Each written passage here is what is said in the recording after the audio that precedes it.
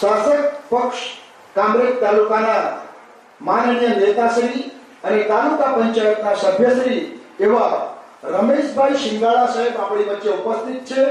એમનું સ્વાગત કરવા માટે હું અમારા કલા સંઘના સહમંત્રી ભાઈ શ્રી પ્રવીણભાઈ સુથારને વિનંતી કરીશ કે હું એમનું હાર્દિક અભિવાદન કરે।